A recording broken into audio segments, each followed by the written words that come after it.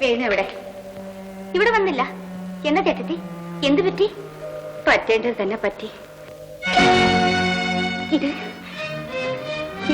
ഈ മാല ഇതെവിടെ നിന്ന് കിട്ടി നിനക്ക്? ചേട്ടത്തി, കള്ളക്കൂട്ടങ്ങൾ, പട്ടാപ്പകൽ കൊള്ള ചെയ്യുന്ന കള്ളക്കൂട്ടങ്ങൾ. എടി കള്ളി, എടി ഭയങ്കരി. എന്താണ് ഇതാണ് മോഷണം. വിശ്വസിച്ചവരുടെ കഴുത്തെറുക്കുന്ന മോഷണം. കള്ള പരീക്ഷകൾ. ചേട്ടത്തി, എന്താണ് ഈ മാല കട്ടതാണോ?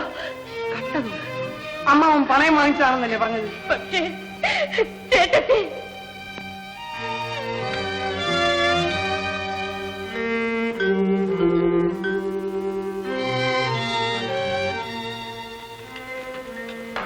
ഈ ചോറുണ്ണാൻ നാണമാവുന്നില്ലേ?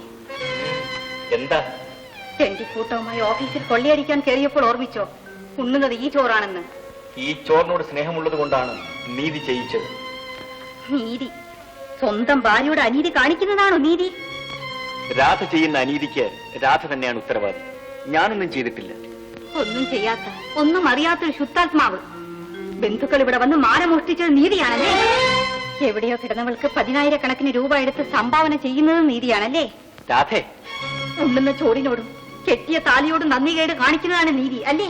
രാധേ, നീതി പോലും നീതി. കണ്ടവരുടെ നെഞ്ചിൽ നൃത്തം ചവിട്ടിയാൽ കാലി വേദനിക്കില്ലല്ലോ. ഈ ഇരിക്കുന്ന വീടും ഈ ഉണ്ണുന്ന ചോറും എന്റേതാണെന്ന് മറക്കരുത്. വിശ്വസിച്ചവളുടെ കഴുത്തിൽ കത്തിവെക്കുന്ന ദുഷ്ടനാണ് വേണുവെന്ന് ഈ രാധ കരുതിയിരുന്നില്ല. മതി. ഇനി ഈ വീട്ടിൽ നിന്ന് ഒരു തുള്ളി വെള്ളം പോലും ഞാൻ കഴിക്കുകയില്ല. ഈ വീടും ഇവിടെയുള്ള ആളുകളും എന്റെ സ്വന്തമാണെന്ന് കരുതി ഇത്രനാളും ഞാൻ പ്രവർത്തിച്ചു. ഞാൻ പോവുകയാണ്. ഇന്ന് വരെ കണ്ട വേണുവിനെ ഇനി നീ കാണുകയില്ല.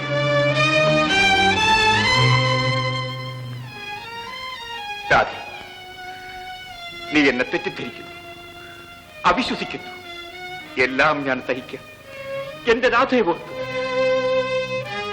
ഞാൻ ജീവനിലും ജീവനായി എന്നും എക്കാലവും സ്നേഹിക്കുന്ന എന്റെ രാധയെ ഓർത്ത്. പക്ഷേ ഒരു കാര്യം നീ മനസ്സിലാക്കണം, ഞാനിവിടെ പിച്ചതണ്ടാൻ വന്നവനല്ല. അത് നീ മറക്കരുത്.